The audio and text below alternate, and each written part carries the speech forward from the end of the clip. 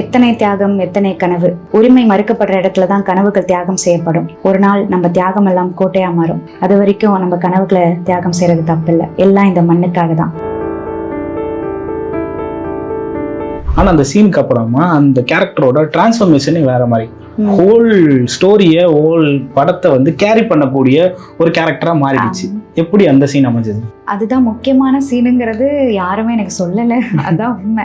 ஏன்னா அந்த ரத்த பொட்டலத்தை வந்துட்டு எங்கள் அப்பா அம்மா அந்த இடத்துல இல்லை. அவங்க அந்த ரத்தங்கள்லாம் கிடக்க அதை பார்த்து நான் அழுவ போகிறேன். அந்த சீனை வந்துட்டு பெண் போராளிகள் எப்படி இருப்பாங்கங்கிற அது எனக்கு விஷுவலாக எதுவுமே தெரியாது. அவங்க எப்படி காஸ்டியூம் எப்படி இருக்கும், அவங்களோட உடை நடை, அவங்களோட ஹேர்லாம் எப்படி பண்ணியிருப்பாங்க, எதுவுமே நான் பார்த்ததில்லை. அந்த சமயத்தில் அண்ணன் சொன்ன ஒரு கிளாரிட்டியான கைடன்ஸ் தான். நம்ம கருணாஸ் அவர்கள் நடிச்ச ஒரு கேரக்டர் ரொம்ப சின்ன சீனா இருந்தாலுமே இந்த ஒரு டைலாக் வந்து ரொம்ப நம்ம எல்லாருமே உழுக்கின ஒரு டைலாக்கா இருக்கும். நிமிர்ந்து பாருடா, கீழே குனிஞ்சிடாத அப்படின்ற ஒரு டைலாக். எப்படி இருந்தது அவரோட அனுபவம்? நீங்க படம் பார்க்கும் போது உங்களுக்கு எப்படி அந்த உணர்வு இருந்ததோ அதை நான் நேர்ல பார்த்தேன். எங்களுக்கு முன்னாடி தலையை மட்டும் குனிஞ்சிராதரா. எங்களை போல ஒரு இளைஞர்களை வந்து அந்த படத்தை எப்படி பார்க்க வச்சிங்க அப்படின்னா, நீங்க சொன்ன ஒரே ஒரு டைலாக், ஒரே ஒரு வார்த்தை, அந்த வார்த்தை தான் வந்து இந்த படத்தை பார்க்க தூண்டுச்சின்னு கூட சொல்லலாம். அந்த வார்த்தை என்னன்னா, உங்களுக்கு கடவுள் நம்பிக்கை இருக்கா அப்படின்னு கேட்குறப்போ நீங்க சொன்ன அந்த வார்த்தை, நான் தலைவரை நம்புறேன்.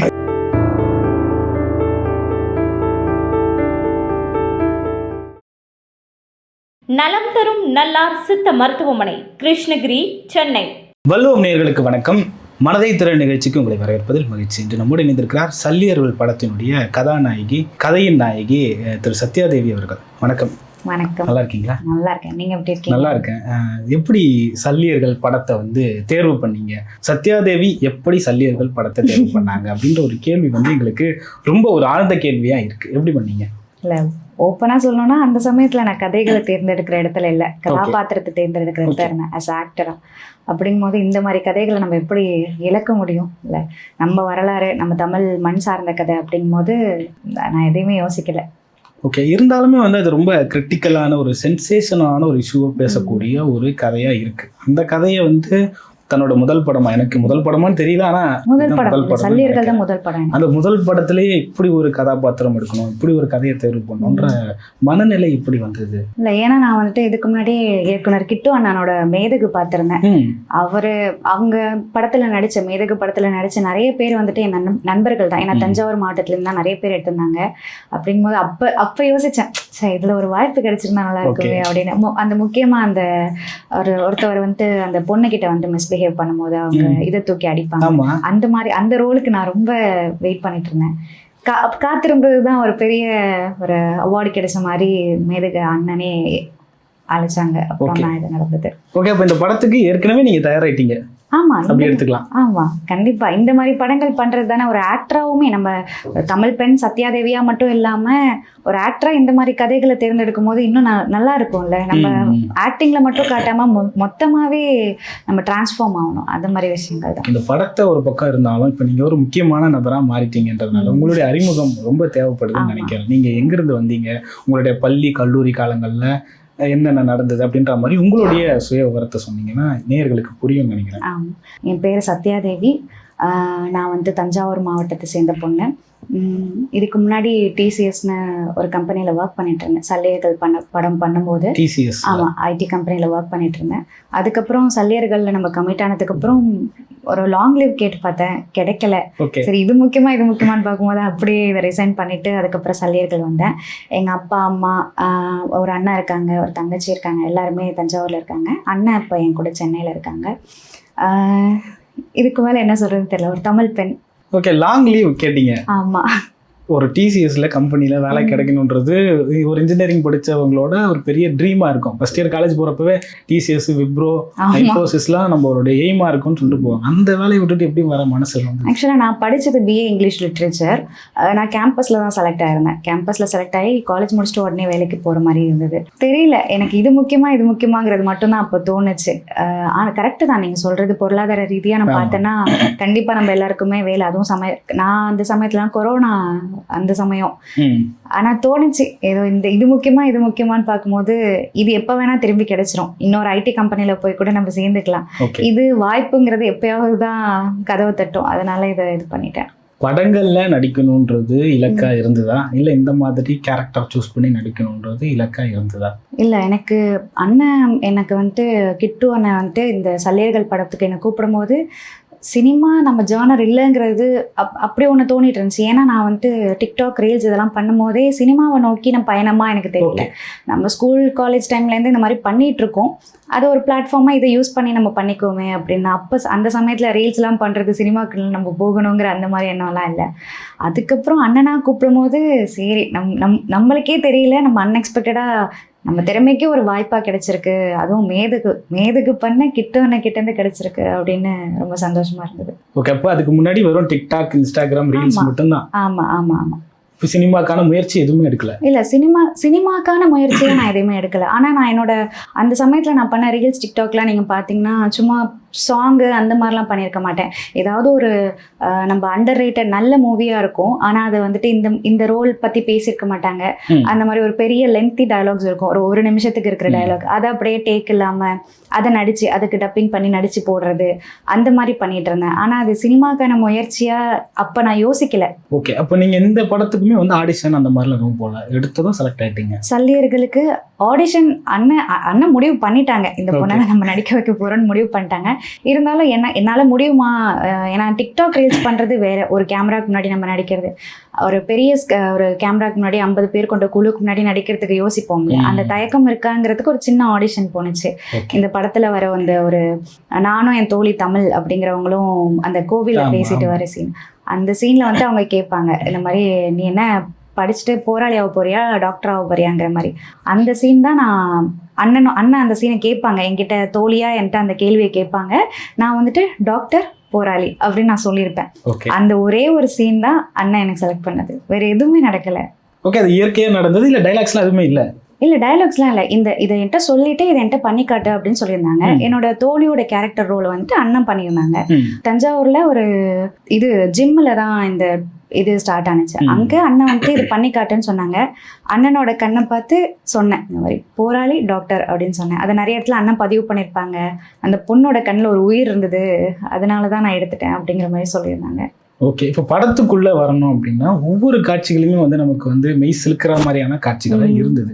இந்த படத்தில் வந்து இதுதான் நம்மளோட ரோலாக இருக்கும் அப்படின்றது உங்களுக்கு முன்னாடியே தெரிஞ்சுதா அப்படின்ற ஒரு கேள்வி இருக்குது. இந்த ஆதரவு அன்பெல்லாம் கிடைச்சதுக்கப்புறம் நம்ம திரையரங்கில், நான் தூத்துக்குடியில் திரையரங்கில் பார்த்ததுக்கப்புறமும் படம் பார்த்ததுக்கப்புறம் கிடைக்கிற அளவுக்கு, ஏன்னா நம்மளோட என்னதான் நான் படம் நல்லா நேர்த்தியாக அந்த நந்தினிங்கிற கதாபாத்திரம் வந்திருந்தாலும் அப்போ அந்த 20-21 வயசில் நான் பண்ண ஷூட்டிங் அப்போ எனக்கு இந்த அளவுக்கு இதுக்கு ஒரு ரெஸ்பான்ஸ் இருக்குமா, இந்த அளவுக்கு இந்த நந்தினிங்கிற கதாபாத்திரத்தை இப்படி தூக்கி எல்லாரும் கொண்டாடுவாங்கங்கிற எதிர்பார்ப்பு இல்லை எனக்கு. அந்த சமயத்தில் அதை பற்றி நான் நினைக்கவே இல்லை.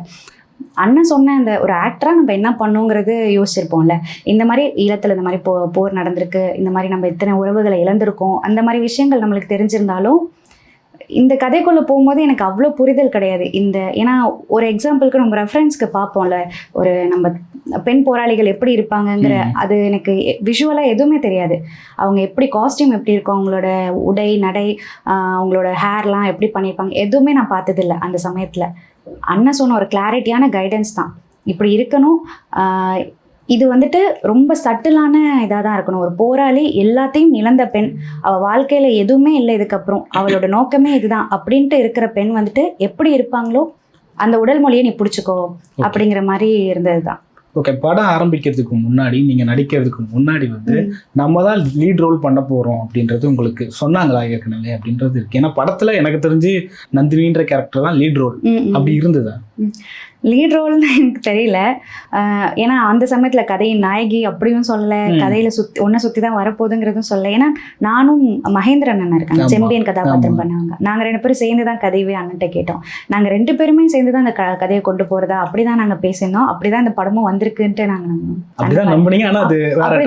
ஆமாம். இப்போ இந்த பாராட்டெல்லாம், இந்த பாராட்டு அன்புலாம் இருக்கும்போது பார்த்தா தான் தெரியும், ஓகே நம்ம பயங்கரமா.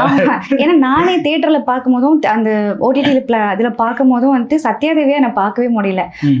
நானே அவங்கள நந்தினி, அவங்க ஒரு போராளி, எப்படி இருந்திருக்காங்க அப்படிங்கிற மாதிரி தான் எனக்கு இருந்தது. ஓகே, அதான் சொல்றேன், அது தெரியாமலே நீங்க எப்படி நடிச்சிட்டீங்க. நம்ம தான் லீட் ரோலும் தெரியாம நீங்க உண்மையா. ஆமா, ஏன்னா எனக்கு அதுதான் அண்ணன் நான் சொன்னேன்ல, ஒரு ரெஃபரன்ஸ்க்கு ஆக்டரா நான் என்ன ஹோம்ஒர்க் பண்ணணுங்கிறதுக்கே அண்ணன் எனக்கு எதுவுமே கொடுக்கல. அவங்க வாய்மொழியா சில விஷயங்கள் சொன்னதுதான், அதை வச்சு இது பண்ணதுதான். ஓகே, படத்துக்கு முன்னாடி இந்த மாதிரி நடிக்க போறோம், இந்த மாதிரி நம்ம பயிற்சி பண்ணணும், இந்த மாதிரி வந்து நம்ம ஒரு எப்படி சொல்றதுன்னா ஒரு நடிகரா நம்ம நடிக்க போறோம்னா இந்த மாதிரி ரோல்ஸ் பண்ணணும், முக்கியமான ரோல்னு வரப்போ அதை வந்து நம்ம பயிற்சி எடுக்கணும்னு சொல்லுவாங்க. அந்த மாதிரி ஏதாவது பயிற்சி ஏதாவது எடுத்தீங்களா? ஆமா, ஷூட்டிங்க்கு முன்னாடி ஒரு 15-20 நாள் எங்களுக்கு வந்துட்டு ட்ரைனிங் மாதிரி போனுச்சு. அது எதுக்கு அப்படின்னா, நாங்க பிசிக்கலா நாங்க ஒரு போராளி இருக்கும் போது எங்களுக்கு ஸ்டண்ட் எல்லாம் இருந்ததா அப்போ சொல்லியிருந்தாங்க. பட்ஜெட் காரணமாக கூட இருக்கலாம், என்னன்னு தெரியல. எங்களுக்கு ஸ்டண்ட் எல்லாம் நாங்கள் ப்ராக்டிஸ் பண்ணியிருந்தோம். அதையும் தாண்டி ஒரு டாக்டரா, ஒரு பெரிய எக்ஸ்பீரியன்ஸ்டு கவர்மெண்ட் டாக்டர் ஒருத்தவங்க, அவங்க கிட்ட வந்துட்டு நாங்கள் ப்ராக்டிஸ்க்கு எடுத்துக்கிட்டோம். எப்படி அந்த ஸ்பீச்சஸ்லாம் உண்மையாக எப்படி போடணும். அப்புறம் வந்துட்டு ஃபஸ்ட்டு அடிபட்டு வரவங்களுக்கு ஏபிசி ப்ரொசீஜர்னு ஒன்று பார்ப்பாங்க. அந்த ப்ரொசீஜர்லேருந்து எல்லாமே எங்களுக்கு ரியலாக ப்ராக்டிஸ் பண்ணிச்சு. ஆக்டிங் பேஸ்டாக பார்த்தோம்னா ரிஹர்சல் பண்ணிக்கிட்டோம். ஏன்னா அந்த இடத்துல அட்மாஸ்பியர் வந்துட்டு நம்மளுக்கு ரொம்ப ஒரு எப்படி சொல்றது, ஒரு சேலஞ்சிங்காக இருக்க போகுதுன்னு தெரிஞ்சிச்சு. ஏன்னா பங்கருக்குள்ளே இருக்க போகிறோம், அங்கே ஏகப்பட்ட சூழ்நிலைகளை நம்ம அணுக வேண்டியது இருக்கும். அப்படிங்கும் போது ரிஹர்சல் இங்கேயே பண்ணிக்கிட்டோம்.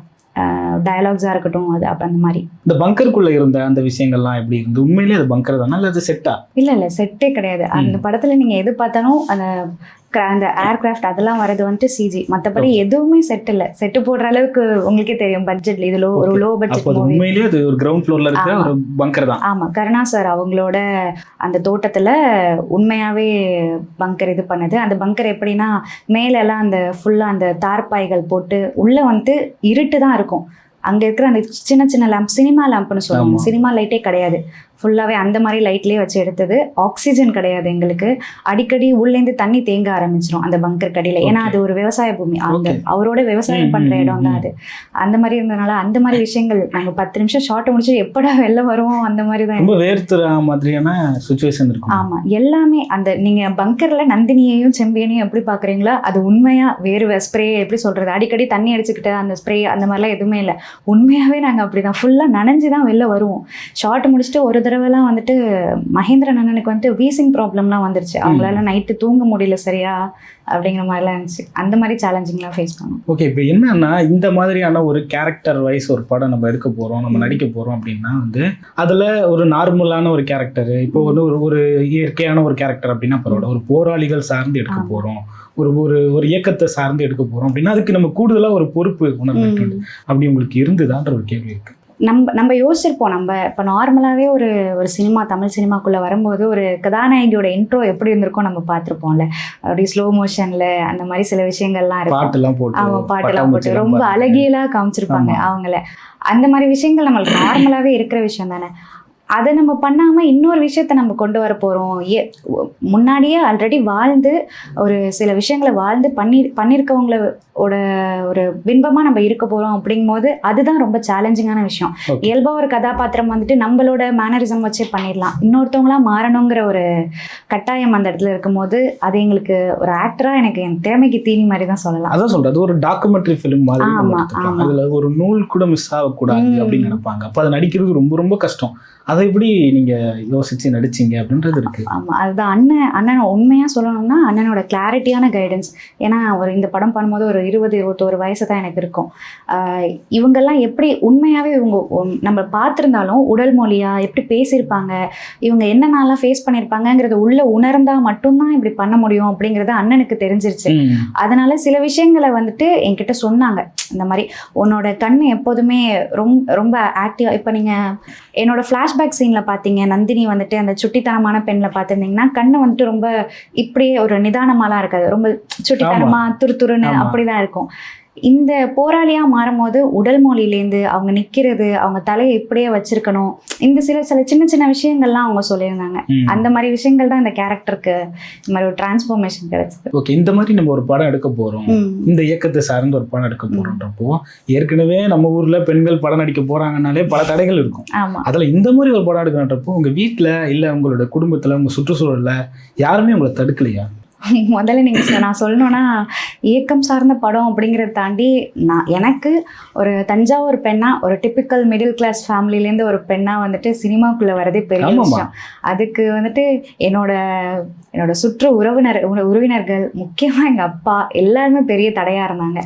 எனக்கு இப்படி ஒரு வாய்ப்பு கிடைச்சிருக்குங்கிறது நான் வீட்டில் போய் சொல்கிறதுக்கு பயந்தேன். ஏன்னா எப்படியும் விட மாட்டாங்க, ஐயோ என்ன பண்ண போகிறோன்னு தெரிலன்ட்டு என்னோட நண்பர் ஒருத்தவங்க, நிரஞ்சன்னு என்னோட நண்பன் ஒருத்தவங்க, அவங்க மூலயமா வீட்டில் சொல்ல வச்சேன். சொல்லிவிட்டு அதுக்கப்புறம் தான் ஆடிஷனே போனேன். இந்த மாதிரி ஆப்பர்ச்சுனிட்டி வந்திருக்கு அப்படின்னு சொல்லிட்டு ஆடிஷன் போனேன். பார்த்துக்கலாம் அப்படிங்கிற மாதிரி தான் சொல்லியிருந்தாங்க. அது கன்ஃபார்மாக நம்ம பண்ண போகிறோமா எந்த ஒரு இதுவும் தெரில.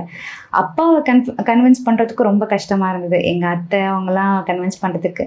அப்புறம் அண்ணனே கிட்டானே வீட்டுக்கு வந்து அதெல்லாம் ஒன்றும் இல்லை, நம்பிக்கை இல்லை. அங்கதான் பயமே. ஏன்னா நீங்க இதுக்கு முன்னாடி என்ன படம் எடுத்திருக்கீங்க, மேதகுன்னு ஒரு படம் எடுத்திருக்கேன், அப்படி சொல்லி எப்படி உங்களை விட்டாங்கன்றதுதான் எனக்கு இன்னொரு பெரிய சந்தேகம். தெரியல, மேபி அவங்களுக்கும் இந்த உணர்வு இருந்திருக்குமோ என்னமோ தெரியல. ஏன்னா எங்ககிட்ட அவங்க பேசிக்க மாட்டாங்க. மேபி அவங்களுக்கு ஒரு உணர்வுலாம் இருந்திருக்கும். நான் இந்த மாதிரியா என்னன்னு தெரியல. எங்கள் அப்பா அண்ணன் வந்து கேட்டதுக்கப்புறம் 2 பேருமே ஓகே சொல்லிட்டாங்க. எனக்கே ஆச்சரியமா இருந்துச்சு, பாரா இது ஃபர்ஸ்டே பண்ணியிருக்கலாமே அப்படிங்கிற மாதிரி தான் இருந்தது. அப்படி தான் ஸ்டார்ட். மற்றபடி என்னோட ரிலேட்டிவ்ஸ்லாம் நான் அதுக்கப்புறம் எங்கள் அம்மா வந்துட்டு கண்டுக்கலை. இது ஒரு பெரிய விஷயம், இதை நீ பண்ண போற, இதுக்கு யார் தடை வந்தாலும் நான் பார்த்துக்கிறேங்கிற மாதிரி அப்பா அம்மா 2 பேருமே சப்போர்ட் பண்ணாங்க. ஓகே, இது வந்து ஒரு கேரக்டர் ஆர்டிஸ்ட் பண்ணக்கூடிய ஒரு படம். ஒரு கேரக்டரா நம்ம நடிக்க போறோம். கதாநாயகி அப்படின்னு சொல்லிட்டு நடிக்க போறோம். கதாநாயகி இல்லை, ஹீரோயின் இல்லை, கதையின் நாயகியா தான் நடிக்க போறோம். அப்படின்றப்போ நம்மள எல்லா டேரக்டர் அடுத்தடுத்து வரக்கூடிய எல்லாருமே வந்து நம்மள ஒரு கேரக்டர் ஆர்டிஸ்டாவே பாத்திர மாட்டாங்கன்ற ஒரு பயம் உங்களுக்கு இருந்தது? அப்போ கேட்டிருந்தீங்கன்னா இந்த கேள்விக்கு இல்லைன்னு தான் சொல்லியிருப்பேன். இப்போ கேட்டாலும் இல்லைன்னு தான் சொல்லுவேன். ஏன் அப்படின்னா ஒரு நடிகையா எனக்கு வந்துட்டு என்னோட கதாபாத்திரம் வந்துட்டு பெர்ஃபார்மன்ஸ் ஓரியன்டா இருக்கணுங்கிறதுல நான் தெளிவா இருக்கேன். சும்மா வந்தோம் போனோம்னு இருக்கவே கூடாது. ஏன்னா அந்த மாதிரி பண்றதுக்கு உண்மையாவே சினிமால நிறைய ஆட்கள் இருக்காங்க. சினிமா வந்துட்டு யாருக்குமே நிரந்தரம் இல்லை, அந்த மாதிரி தான் சொல்லணும். ஏன்னா இப்போ நான் இல்லைன்னா இந்த கதாபாத்திரத்தை வேற ஒருத்தவங்க பண்ணியிருப்பாங்க. இதே மாதிரி தான் எல்லா சினிமால எல்லா ஆர்டிஸ்ட்டுக்குமே இதே நிலைமை தான். அப்படிங்கும்போது நான் என்னோட புரிதல் வச்சு எனக்கு வந்து பெர்ஃபார்மன்ஸ் ஓரியன்டாக இருக்கணும். ரொம்ப ஸ்ட்ராங்காக இந்த படத்தில் இந்த ஒரு ரோல் பண்ணியிருந்தாங்க பாருங்க, சூப்பராக இருந்துச்சு அப்படின்னு பேசணும். அந்த மாதிரி கதாபாத்திரம் எனக்கு வேணும். அப்படி தான் நான் கோழிப்பனை செல்லதுறையிலையும் அந்த தங்கச்சி ரோல் எனக்கு தெரிஞ்சு அந்த பெர்ஃபார்மன்ஸ் இருந்தது. அதில் என்னால் என்னோட திறமையை வந்துட்டு அதில் காட்ட முடிஞ்சது. அந்த மாதிரி கதைகளை தேர்ந்தெடுக்கிற இடத்துல இருக்கேன். ஓகே, ஃப்ளாஷ்பேக்கில் ஒரு சீன் வரும். அந்த சீன் வந்து தமிழ் உணர்வாளர்களுக்கு ரொம்ப ரொம்ப பிடிச்ச ஒரு சீன் அப்படின்னு சொல்லிட்டு சொல்லலாம். அதாவது என்னன்னா, அந்த ஸ்டெத்தஸ்கோப்பை வச்சுட்டு உங்க பொண்ணுக்கு கல்யாணம்னு சொல்லிட்டு கேட்குதேப்பான்னு சொல்லிட்டு கருணாஸ் அவர்கள்கிட்ட நீங்க கேட்குறீங்க. அதே எடுத்து உங்க நெஞ்சில வச்சுட்டு விடுதலைன்னு கேட்குதா அப்படின்னீங்க. உண்மையிலேயே அங்க இருக்க பெண்களுக்கு அந்த மாதிரியான உணர்வு இருந்ததை நீங்க அதை உணர்ந்தீங்களா அப்படின்றது? ஆமாம், நம்ம இப்போ ஒன்றும் இல்லை, நம்ம இப்போ இங்கே இருக்கோம். நம்மளுக்கு வந்துட்டு பிரச்சனைகள் இருக்குது கண்டிப்பாக. பெண்ணாகவும் இருக்கட்டும், தமிழர்களாகவும் இருக்கட்டும், நம்மளுக்கு ஏகப்பட்ட பிரச்சனைகள் வந்துட்டு தான் இருக்குது. ஆனால் அதை நம்ம கடந்து வர முடிகிற அளவுக்கு இருக்கோம்ல. ஆனால் அவங்கள பாருங்க, அவங்க கண்டிப்பாக இதில் வந்தே ஆகணுங்கிற சூழ்நிலை அவங்களுக்கு இருக்குது. அந்த அளவுக்கு தான் அவங்களால சுதந்திரமாக இருக்க முடிஞ்சிருக்கு. அந்த ரத்த பொட்டலத்தெல்லாம் மிதிக்கும் போது அந்த சீனை நான் பார்க்கும்போது, டப்பிங்கில் நான் பார்க்கும்போது எனக்கே அப்படியே நான் மானிட்டரில் இல்லை, நான் லைவ்ல அந்த மாதிரி அந்த கருணா சார் வந்துட்டு அந்த சீன் பண்ணிடுறாங்களே, அந்த சீனில் மட்டும்தான் நான் நேரில் இருந்தேன். மற்றபடி நான் அங்கே இருக்க மாட்டேன். ஏன்னா எனக்கு நெக்ஸ்ட் நான் ப்ரிப்பேர் ஆகிக்கணும். ஏன்னா என்னை சுற்றி எல்லாருமே ஒரு பெரிய ஆர்டிஸ்டாக இருக்கும் போது நான் டேக் வாங்கிடக்கூடாது. அவங்களுக்கு முன்னாடி அந்த மாதிரி சில விஷயங்களுக்காக நான் அங்கே இருக்க மாட்டேன். அந்த சீனெல்லாம் அதை நான் டப்பிங் அப்போ பார்க்கும்போது ஒரு மாதிரி நடுக்கம் ஆகிடும்ல, அந்த மாதிரி இருந்துச்சு. இதெல்லாம் அவங்களுக்கு நடந்திருக்கு. அவங்க பாருங்க, பெண்ணாக இருக்கிறதுக்கு இல்லை, அவங்க உயிரோட இருக்கிறதுக்கே போராடி இருக்காங்க. அப்படிங்கும் போது அது எப்படி அந்த அளவுக்கு கடத்திடணும் நம்ம சில விஷயத்த அப்படிங்கிறதுல நான் இதாக இருந்தேன். அப்போ அந்த விஷயங்கள்லாம் ஓரளவுக்கு புரிஞ்சுதான் நீங்க நடிச்சீங்கன்னு எடுத்துக்கலாம். அந்த இப்போ அதுக்கு ரத்த பொட்டல சீன் நம்ம பார்த்தீங்கன்னா, அந்த இடத்துல அது வரைக்கும் ஒரு நந்தினி அப்படின்னு சொல்லிட்டு ஒரு கேரக்டர் ஏதோ ஒரு ஃப்ளோவில் போகுது அப்படின்னு சொல்லிட்டு நம்ம பார்க்குறோம். ஆனால் அந்த சீனுக்கு அப்புறமா அந்த கேரக்டரோட டிரான்ஸ்ஃபர்மேஷனே வேற மாதிரி, ஹோல் ஸ்டோரியை ஹோல் படத்தை வந்து கேரி பண்ணக்கூடிய ஒரு கேரக்டராக மாறிடுச்சு. எப்படி அந்த சீன் அமைஞ்சது? அதுதான் முக்கியமான சீனுங்கிறது யாருமே எனக்கு சொல்லலை. அதுதான் உண்மை. ஏன்னா அந்த ரத்த பொட்டலத்தை வந்துட்டு எங்கள் அப்பா அம்மா அந்த இடத்துல இல்லை, அவங்க அந்த ரத்தங்கள்லாம் கிடக்க அதை பார்த்து நான் அழுவ போகிறேன். அந்த சீனை வந்துட்டு இதுதான் கதையிலேயே முக்கியமான சீனுன்னு அண்ணன் சொல்ல. ஏன்னா தெரியல, அண்ணன் இந்த மாதிரிலாம் ரொம்ப ரொம்ப இன்ஃபர்மேஷன் கொடுக்கும் போது ஒரு ஆர்டிஸ்ட் ரொம்ப கான்ஷியஸ் ஆகிடுவாங்க. அதனாலேயே சில விஷயங்கள் சொல்லலையான்னு எனக்கு தெரியல. ஆனால் அந்த அந்த சீனை நான் பண்ணிடுவேனாங்கிறதுல அண்ணனுக்கு கொஞ்சம் டவுட் இருந்த மாதிரி எனக்கு இருந்தது. அதனால நான் இதான் பண்ண போறீங்கன்னு சொல்லிட்டாங்க. என்னால் அந்த உணர்வு புரிஞ்சுக்க முடிந்தது. ஒரு ஆக்டராகவே என்னால் புரிஞ்சுக்க முடியுது. அப்பா அம்மா எல்லாருமே அண்ணன்லேருந்து நம்ம குடும்பத்தையே சிதைச்சிட்டாங்க. அந்த இடத்த நம்ம பார்த்து என்ன பண்ண போகிறோங்கிறது எனக்கு இருந்தது. ஆனால் அண்ணனுக்கு ஒரு தயக்கம் இருந்துச்சு, ஒரு தடவை பண்ணி காட்டிடுறியா, நான் பார்க்கணும், பண்ணிடுவியா அப்படிங்கிற மாதிரி சும்மா எப்படி பண்ணணுங்கிறத பண்ணி காமிச்சாச்சு. மற்றபடி இது ஒரே டேக்கில் போனது தான். ஆமாம், அண்ணன் இந்த சீன் முடிச்சதுக்கப்புறம் என்டையர் க்ரூவே வந்துட்டு கிளாப்ஸ் அந்த மாதிரி தான் இருந்தது. அண்ணன் வந்துட்டு ரொம்ப டவுட்டாக வந்துட்டு, உனக்கு ஒரு 20-21 வயசு இருக்குமா அப்படின்னாங்க. அதுவே போதும்ல நம்மளுக்கு, ஓகே நம்ம பண்ணிட்டோம் அப்படிங்கிற மாதிரி இருந்தது. இல்ல அந்த சீனை பாக்குறப்போ அது வந்து என்னன்னா, அது ரொம்ப நேரம் எடுத்த சீன் போல, ரொம்ப நேரம் ட்ரை பண்ணி எடுத்திருக்கு. ஏன்னா அதுல வந்து ஒரு பர்ஃபெக்ட்னஸ் அவ்வளோ இருந்தது.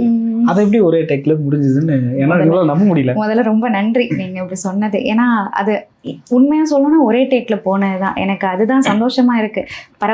நான் நல்லா நடிப்பேனாங்கிறது எனக்கே நான் ஒரு கேள்விக்குறியா இருக்கும்ல, இந்த சீன்லாம் நம்ம பண்ணிடுவோமா. ஏன்னா நம்ம ரியல் லைஃப்ல பார்த்தோம்னா பர்ஸ்ட் அவுட் ஆகி அழுகுற அளவுக்கு யாருமே நிறைய சூழ்நிலை நம்மளுக்கு அமைஞ்சிருக்காது. கத்தி அழுகுறதுக்கெல்லாம் நம்மளுக்கு ஒரு இதுவே இருந்திருக்காது. அந்த அதை நான் பண்ணுவேன்னு எனக்கே தயக்கம் இருந்தது, டவுட் இருந்தது. அதை பண்ணதுக்கு அப்புறம் ஓகே அப்படின்னு இருந்துச்சு. இன்னொன்று அந்த சீன்ல வந்து எல்லாத்தையும் அந்த மாதிரி அழுதுட்டு அந்த ரத்தத்தை கையில வச்சு இப்படி பார்க்குற இடம்லாம் வந்து அது ஒரு மாதிரியான ஒரு சீனா இருந்தது. எப்படி அதை பண்ணீங்க? இன்னும் எப்படி அந்த மாதிரி நடந்தது? திரும்ப அதை பத்தியே கேட்கலாம். தெரியல எனக்கு. ஆனா அந்த இது எப்படி சொல்றதுன்னு தெரியல. அந்த ரத்தத்தை தொடும் போது எனக்கு அது ஒரு ஆர்ட் டிபார்ட்மெண்ட்லேருந்து பண்ணியிருக்காங்க. இப்போ நம்ம படமாக பார்த்துருக்கோம்ல, ஆர்ட் டிபார்ட்மெண்ட்லேருந்து இவங்களே இதெல்லாம் பண்ணியிருப்பாங்க, அதை தொட்டு தானே அந்த பொண்ணு நடிச்சிருக்குங்கிற மாதிரி தெரியும். ஆனால் உண்மையாக எனக்கு அங்கே பண்ணும்போது அது ரத்தம் மாதிரியே தான் இருந்தது. எனக்கு தெரியல அது இந்த இடத்துல நம்ம ஆக்டிங் பண்ணுறோம்லாம் தெரியல, ஃபுல்லாக உள் வாங்கியாச்சு. ஏன்னா அந்த சீனுக்கு முன்னாடி நான் ரொம்ப கொஞ்சம் டீப் பிரீத் எடுத்துக்கிட்டேன். நம்ம ஒரு முக்கியமான சீன் பண்ண போகிறோங்கிற மாதிரி மட்டும் இருந்தது. ஏன்னா இதுதான் கதையில் வந்துட்டு ஒரு டேர்னிங் பாயிண்ட்டாக இருக்க வேண்டிய ஒரு விஷயமா எனக்கு அப்படி தோணுச்சு. பண்ணிடணும். அண்ணன் முக்கியம். இன்னொன்று என்னென்னா, நான் வந்துட்டு டேரக்டர் அண்ணன் நான் வந்துட்டு காம்ப்ரமைஸே பண்ண விடக்கூடாது. நம்ம சரி ஓகே விட நல்லா வந்துருச்சு அப்படின்னு அண்ணன் சொல்லிடவே கூடாதுங்கிறதுல ரொம்ப கான்ஷியஸாக இருக்கேன். மேக்ஸிமம் ஹீரோயின்ஸ் இல்லை முக்கியமான பெண்கள் ஏதாவது ஒரு முக்கியமான கேரக்டர் நடிக்கிறவங்க வந்து அழுறா மாதிரி சீன் மட்டும் இருந்துடக்கூடாது அப்படின்னு வேண்டிக்கிட்டே போவாங்க. நீங்கள் எப்படி நினச்சிங்க இந்த சீனை பார்த்து? இல்லை, எனக்கு அது வேணும்னு நான் நினச்சேன். ஏன்னா தெரியல, அப்படி ஒரு இன்னொன்னு இருக்குல்ல, அழுதாலாம் இவங்க அழுதுட்டாங்க, இவங்க சூப்பரான ஆக்டர், இவங்க அழுது கூட வந்து ஓரளவுக்கு அழுதா போல, இப்படி அதறி அழுகுற அளவுக்கு ஒரு சீன் அப்படி இருந்துடவே கூடாதுன்னு நினைப்பாங்க கண்டிப்பா.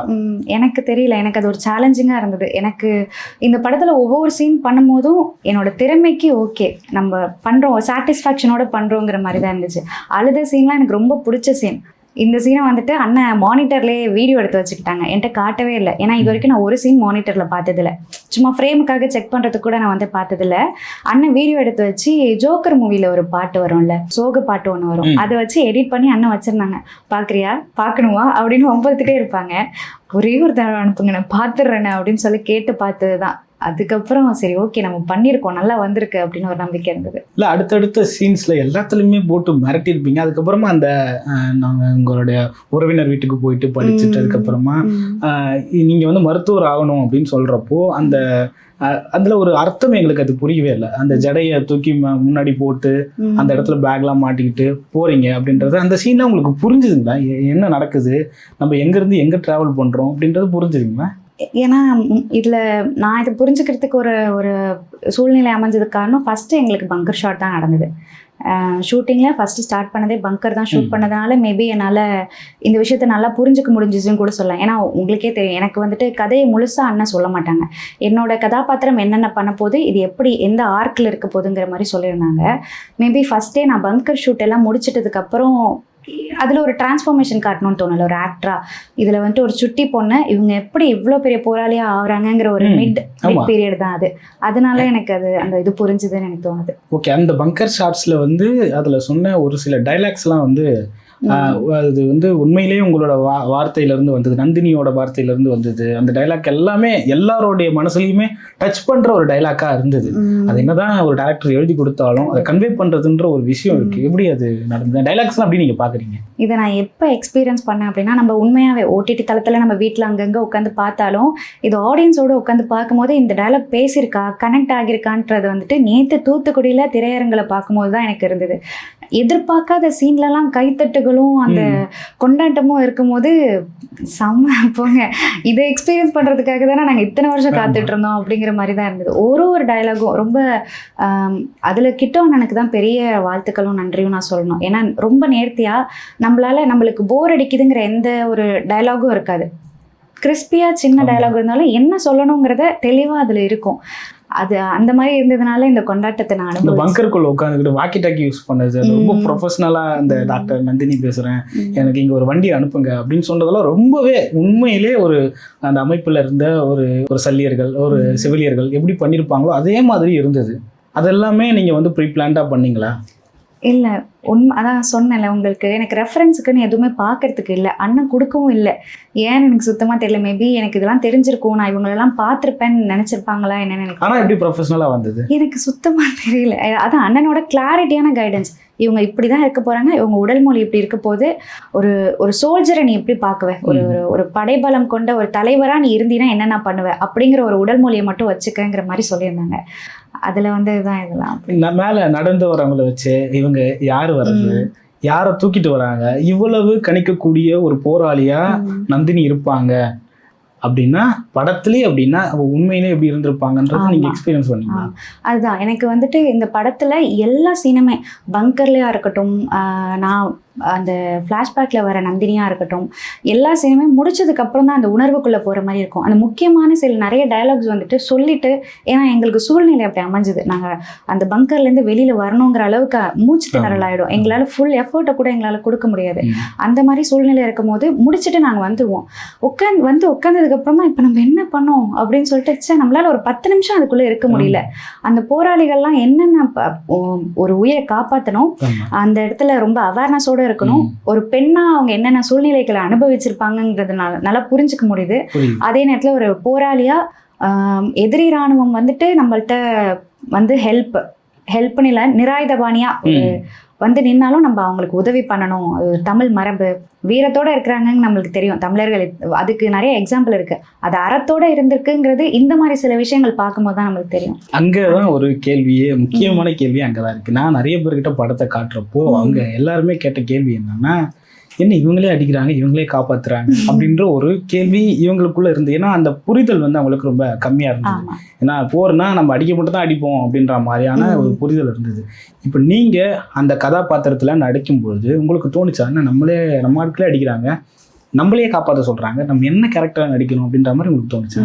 இல்லை, கதை அது அண்ணன் அந்த நந்தினிங்கிற கதாபாத்திரத்தை சொல்லும் போதும் இது வந்துட்டு எனக்கு புரிதல் இருக்கும்ல, ஒரு சின்ன புரிதல் இருக்கும்ல. அஸ் ஆக்டராவோ இல்லை ஒரு தமிழர் மரபு இதுதான் அப்படிங்கிற ஒன்று இருக்கும்ல. நம்ம வீரத்தோட இருந்திருக்கோம், தமிழர்கள் எவ்வளோ வீரமானவங்க, ரொம்ப விவேகமானவங்க அப்படிங்கிறதுக்கெல்லாம் நிறைய எக்ஸாம்பிள் இருக்கு. ஆனால் நம்ம அறத்தோட இருந்திருக்கோம் அப்படிங்கிறதுக்கான சில விஷயங்கள் இந்த மாதிரி விஷயங்கள் இருக்குல்ல. நம்ம எதிரியா இருந்தாலும் அவனுக்கு அவன் உயிர் காப்பாத்துன்னு வந்து நின்றுட்டு நிராயுதபாணியா வந்து நிற்கும் போது நம்ம காப்பாத்துறதுல இருக்கிறோம், நம்ம காப்பாற்றணும். எடுத்து சண்டை போடுறது மட்டும் நம்ம வேலை இல்லை, நம்ம கிட்ட வந்து நின்னாலும் நம்ம பண்ற இடத்துல இருக்கோம் அப்படிங்கிறது. அதுதான் கதையோட கோர். நம்ம தமிழர்கள் இப்படிதான் இருந்திருக்காங்கிறது சொல்றதுக்கான இடம் அது. எங்களை போல ஒரு இளைஞர்களை வந்து அந்த படத்தை எப்படி பார்க்க வச்சிங்க அப்படின்னா, நீங்க சொன்ன ஒரு டைலாக், ஒரே ஒரு வார்த்தை, அந்த வார்த்தை தான் வந்து இந்த படத்தை பார்க்க தூண்டுச்சின்னு கூட சொல்லலாம். அந்த வார்த்தை என்னன்னா, உங்களுக்கு கடவுள் நம்பிக்கை இருக்கா அப்படின்னு கேட்குறப்போ நீங்க சொன்ன அந்த வார்த்தை, நான் தலைவரை நம்புறேன். எப்படி அது முடியும்? அந்த வார்த்தைக்கு பின்னாடி எவ்வளோ அர்த்தம் இருக்குன்றது உங்களுக்கு தெரியுமா? டு பி ஃப்ராங்க், நான் சொல்லணும்னா எனக்கு வந்துட்டு அவர் தலைவரை நினச்சி எனக்கு என்ன ஒரே ஒரு விஷயம் வியப்பாக இருந்தது அப்படின்னா, ஒரு ரசிகர் மனப்பான்மையில் அவங்கள யாருமே பார்க்கல. அவங்க நடக்கிறது பாரு, அவங்க பேச்சு பாரு, அந்த மாதிரி யாருமே அவங்கள பார்க்கல. அதுதான் அவர் லீடராக ஜெயிச்சதுக்கான இடம்னு கூட நான் சொல்லலாம். இவ்வளோ பெரிய படைபலத்தை அவங்க ஞானத்தாலையும் எப்படி சொல்கிறது, ஒரு அவேர்னஸோட சில விஷயங்களை அவங்க பிளான் பண்ணுறது, இதெல்லாம் வச்சு நம்ம அவங்களை கொண்டாடுறோம். அந்த மாதிரி இருக்கிற ஒரு தலைவரோட வழியில் செல்கிற ஒரு பொண்ணு, ஒரு போராளி எப்படி சொல்லுவாங்களோ அப்படிங்கிற இதில் தான் சொல்லியிருந்தேன். இன்றைக்குமே பல இளைஞர்கள் வந்து தலைவரை நம்பி இருக்கும் அப்படின்ற மாதிரி இருக்காங்கன்றது புரிஞ்சுக்கிட்டீங்க அந்த படம் வாயிலாக? ஆமாம், இல்லை அதுதான் சொல்கிறேன். இந்த சல்லியர்கள் எனக்கு ஒரு பெரிய லெசன். இந்த படத்துக்கு அப்புறம் தான் நிறைய விஷயங்கள் எனக்கு புரிய வந்துச்சு, நிறைய விஷயங்கள் இன்னும் தேடி தெரிஞ்சுக்கிறேன். ஏன்னா இப்படி ஒரு படம் பண்ணிட்டு நம்ம சில விஷயங்களை தெரிஞ்சுக்காம இருக்கிறது நல்லா இருக்காது. ஆமா. முன்னாடியே தெரிஞ்சிருந்தாலும் இன்னும் சில ஒரு உண்மையான விஷயங்கள்லாம் இருக்குல்ல, நம்ம கிட்ட வந்தே சேர முடியாத அளவுக்கு சில விஷயங்கள் மறைக்கப்பட்டிருக்கும்ல, அந்த விஷயங்களும் தேடி தேடி தெரிஞ்சுக்கிறேன். அந்த மாதிரி ஏற்கனவே நான் உங்ககிட்ட அதை கேட்டிருந்தேன், இந்த கேரக்டர் ஆர்டிஸ்ட் அப்படின்னு சொல்லிட்டு நம்ம மேல ஒரு முத்திரை குத்தப்படுமா அப்படின்ற மாதிரி. இதுல வந்து ஒரு 2-3 செக்மெண்ட்டா நம்ம பிரிச்சுக்கலாம். இப்போ இங்க இது தமிழ் தேசியம் இல்ல இந்த மாதிரி ஈழம் சார்ந்த படங்கள் நடிக்கிறதுக்கான ஒரு ஆர்டிஸ்டா மட்டுமே உங்களை பார்த்துருவாங்கன்ற ஒரு பயம் உங்களுக்கு இருக்கா? எனக்கு அந்த மாதிரி ஒரு இதை நான் அந்த கண்ணோட்டத்தில் பார்க்கலையா என்னன்னு எனக்கு தெரியல. ஏன்னா இது ஒரு ஒரு அமைப்பு சம்மந்தப்பட்டது, அப்படி அந்த மாதிரி இருந்தாலும் நான் அதை அப்படி பார்க்காம இது நம்ம வரலாறு சொல்கிற ஒரு படம், நம்ம மண் சார்ந்த ஒரு கதை, நம்ம அண்ணன் தங்கச்சி, நம்ம அப்பா அம்மா, நம்ம அக்காங்களுக்கு நடந்த ஒரு விஷயம், இதை தானே நம்ம கதையில் எடுத்து சொல்ல போகிறோம், இதை தானே நம்ம பிரதிபலிக்க போகிறோங்கிற ஒரு எண்ணம் கூட இருக்கலாம். அதையும் தாண்டி ஆக்டராக நான் இதில் பயங்கரமாக பெர்ஃபார்ம் பண்ணியிருக்கிறதா எனக்கு ஒரு நம்பிக்கை. ஏன்னா யாருமே என்னை சத்யாதேவியை அங்கே பார்க்கவே மாட்டாங்க. நந்தினிங்கிற ஒரு அதுதானே ஒரு ஆக்டருக்கு ஒரு பெரிய அவார்டுன்னு சொல்லலாம். அப்படிங்கும்போது இந்த படத்தை வச்சு அப்போ இவங்களை இப்படி தான் எடுக்கணும்ன்ட்டு யோசிக்கிற அளவு இருக்காங்கன்னா எனக்கு என்ன சொல்கிறதுன்னு தெரில. தமிழ் சினிமாவில் தமிழ் பெண்கள் வரணும், அந்த மாதிரி. ஓகே, நீங்க இந்த படத்திலே வந்து ரொம்ப கஷ்டமான ஒரு சீனு, ரொம்ப கஷ்டமா பேசின ஒரு டைலாக், இல்ல ரொம்ப எமோஷனலா அந்த டைலாக்ல நான் வந்து ரொம்ப ரொம்ப ஃபீல் பண்ணேன் அப்படின்ற மாதிரியான ஒரு சீன்ஸ், ஏதாவது அனுபவங்கள்? மற்றபடி டயலாகுன்னு பார்த்தீங்கன்னா ஒரு டயலாகும் எனக்கு இருக்கும். ரொம்ப கஷ்டப்பட்டு நடித்தேன் அப்படின்னா அந்த கடைசியாக ஓடுவேன்ல, அந்த ஓடுற டேக்கெல்லாம் நாங்கள் கணக்கு பண்ணோம்னா மைல் கணக்காக ஓடிருப்பேன். ஏன்னா உங்களுக்கே தெரியுது, ஒரு லோ பட்ஜெட் மூவி, எங்களால் சரியாக டெக்னிக்கலாக வந்துட்டு எல்லாருமே இதில் புதுசு அப்படிங்கும்போது நாங்கள் ஃபாலோ பண்ணி வரணும். அவங்க ஏகப்பட்ட தடவை ஃபோக்கஸ் பேஸ்டாக எங்களுக்கு அந்த பிரச்சனை இருந்ததுனால நிறைய தடவை ஓடினேன், ரொம்ப தூரம் ஓடிட்டே இருந்தேன். அந்த சமயத்தில் அந்த மாதிரி விஷயங்கள் இருந்தது. அப்புறம் ஒரு டயலாக், அந்த டயலாக் வந்துட்டு எத்தனை தியாகம் எத்தனை கனவு, உரிமை மறுக்கப்படுற இடத்துல தான் கனவுகள் தியாகம் செய்யப்படும், ஒரு நாள் நம்ம தியாகம் எல்லாம் கோட்டையாக மாறும், அது வரைக்கும் நம்ம கனவுகளை தியாகம் செய்கிறது தப்பில்லை, எல்லாம் இந்த மண்ணுக்காக தான் அப்படிங்கிற இந்த டயலாகை எனக்கு ரொம்ப மனசுக்கு நெருக்கமா சொன்னேன்னு கூட அதுவும் அது வந்து ரொம்ப கனெக்டும் ஆச்சு. அந்த கயிறு அவர் மகேந்திரன் நினைக்கிறேன், அவர் கையில வச்சுட்டு இருக்கிறப்போ அந்த டைலாக் வரும், அந்த பிளாஷ்பேக்லாம் வர பின்னாடி போகும். எனக்கு இந்த டைலாக் பர்சனலா ரொம்ப எனக்கு மனசுக்கு நெருக்கமானது. இது நம்ம தமிழர்களுக்காகவும் எடுத்துக்கலாம், நம்ம பர்சனலாகவும் நம்ம எடுத்துக்கலாம், எல்லா விதத்துக்கும் இது இந்த படத்துக்கே ஒரு முக்கியமான இதுன்னு கூட சொல்லிக்கலாம்.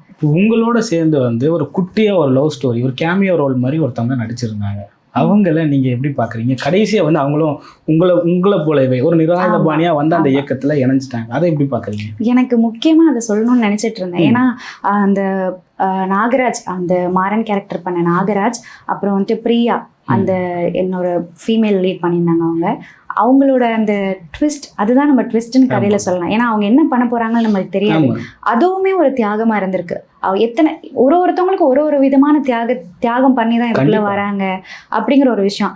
அந்த அந்த அந்த இதுல அவங்கள அந்த கொஞ்சம் கொஞ்சமா அவங்க ஃபேஸ் காட்டும் போது எனக்கு கூஸ் பம்ஸா இருந்துச்சு. செம்மையாச்சு. அதுவும் அது அந்த திரையரங்களை பார்க்கும்போதே எனக்கு பயங்கரமா இருந்துச்சு. நான் கிளாப் தட்டிட்டு இருந்தேன். ஆரம்பத்துல அது அந்த கேரக்டர் என்ன இது எதுக்கு இந்த எல்லாருமே நினைச்சிருக்கலாம் ஒரு என்டர்டைன்மெண்ட்காக அது வச்சிருக்காங்க. ஆனா நம்ம யோசிச்சு பார்த்தோம்னா அங்க இருந்தவங்க என்னென்ன விஷயத்தெல்லாம் தியாகம் பண்ணியிருப்பாங்க. ஒரு படிக்கிற பொண்ணு தான் படிப்பை தியாகம் பண்ற மாதிரி இருக்கும்.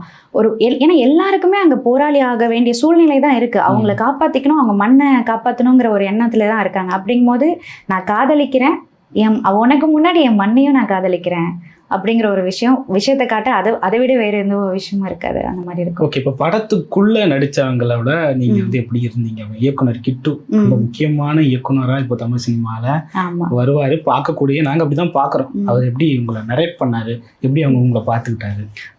முதல்ல என்னோட சல்லியர்கள் குழுவில் முக்கியமான கதாபாத்திரங்கள் மகேந்திரன் அண்ணன், செம்பியன் கதாபாத்திரம் பண்ணாங்க, அப்புறம் திருமுருகன் அண்ணன் அந்த ஆப்போசிட் எனிமி இதில் நடித்தவங்க, அப்புறம் மாறன், பிரியா, முக்கியமாக கருணா சார், இவங்க எல்லாருமே வந்து ஆனந்த், என்னோட அண்ணன் வளவன் கேரக்டர் பண்ணாங்க, ஜானகி அம்மா, இந்த மாதிரி எல்லா கதாபாத்திரங்களுமே ஒரு விஷயத்த சொல்லியிருக்கோம், ஒரு உணர்வை கடத்திருக்கோம், அந்த மாதிரி இருந்துச்சு. அவங்க எல்லாருமே இப்போ வரைக்கும் ரொம்ப சப்போர்ட்டாக இருக்கிறாங்க எனக்கு.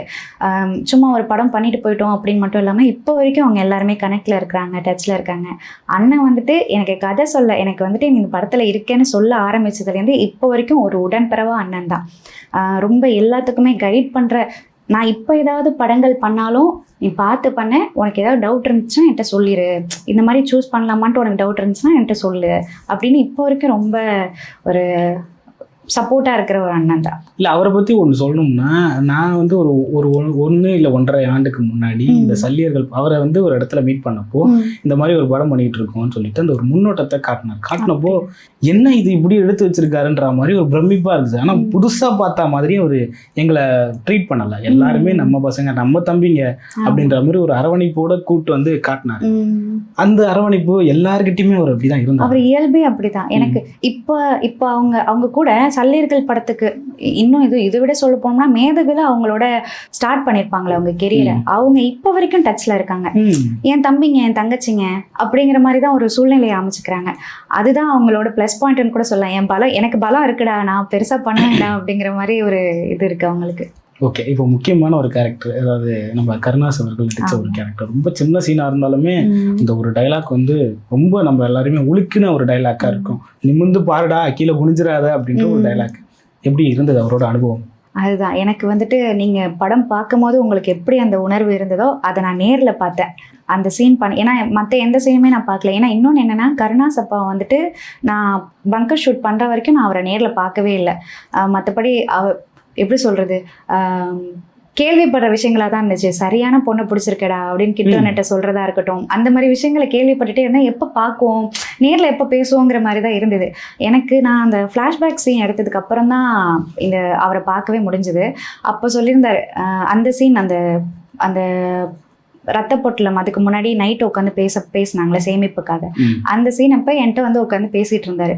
பங்கரில் பயங்கரமாக பண்ணிட்ட போல இருக்கு, நான் அதை டாமினேட் பண்ணோம் அப்படிங்கிற மாதிரி, அதை நான் அதுக்கேற்ற மாதிரி நான் ஏதாவது பண்ணுறேன் அப்படிங்கிற மாதிரி ரொம்ப ரொம்ப ஃப்ரெண்ட்லியாக அங்கே உட்காந்து பேசிகிட்டு இருந்தாங்க. மற்றபடி சினிமாவை பற்றி நிறையா சொன்னாங்க. நீ படிப்பை விட்டுறாத, மேலே படிக்க முடிஞ்சால் படி, இதையும் பண்ணிக்கிட்டு அந்த மாதிரி இரு அப்படின்னு பர்சனலாக எனக்கு நிறைய விஷயங்கள் சொன்னாங்க. அது அவங்களும் ரொம்ப டவுன் டு எர்த் தான். இப்போ நான் வந்து கேட்க போகிற ஒரு சீன் வந்து ரொம்ப பேசு பொருளாக இல்லாமல் ஒரு சீனாக கூட இருக்கலாம். ஆனால் இதுவுமே ஒரு முக்கியமான கேரக்டராக தான் நான் பார்க்குறேன். நீங்கள் வந்து அந்த ரத்தம் சேமிக்கிற இடத்துல வெளியே வந்து ஒரு வயசானவர்கிட்ட சொல்லுவீங்க, தாத்தா வயசானவங்கிட்ட ரத்தம் எடுக்க மாட்டாங்க, இல்லை என்கிட்ட இருந்து எதையாவது கொடுக்க முடியாதான்னு நான் வந்திருக்கேன் அப்படின்னுவாரு. அவர் எப்படி நடிச்சாரு, அவரை பற்றி நீங்கள் என்ன சொல்லுங்கள்? அவர் அதான் அந்த ஒரு சீன் தான் வந்திருப்பாரு. ஆனால் அவர் கடத்தின அந்த விஷயம் இருக்குல்ல, எனக்கே பிடிச்சிருந்துச்சு. அதை நான் அந்த இடத்துல என்னால் சரியாக கவனிக்க முடியாமல் இருந்திருக்கலாம், மேபி என்னன்னு தெரியல. ஆனால் ஸ்க்ரீனில் பார்க்கும்போது ரொம்ப அழகாக இருந்தது. அந்த சீனுக்கெல்லாம் திரையரங்கில் செம்ம கிளாப்ஸை, ஒருத்தவங்களும் இந்த உணர்வோடு இருக்காங்களேப்பா அப்படிங்கிறது தான் பரவாயில்ல அப்படின்னு இருந்துச்சு. நாங்கள் அங்கே அந்த சீன் பண்ணிட்டு இருக்கும் போதெல்லாம் அதே மாதிரி முக்கியமான நிறைய சீன்களுக்கு வந்துட்டு கை தட்டாமல் பின் ட்ராப் சைலண்ட்ல இருந்துச்சு தியேட்டரே. ஏன்னா அவ்வளோ உன்னிப்பாக சில விஷயங்களை பார்க்குறாங்க. ஒருத்தவங்க கூட இந்த ஸ்நாக்ஸ்லாம் வாங்குவாங்களே, அந்த மாதிரி விஷயங்கள் கூட அதிகமாக யாருமே பண்ணவே இல்லை.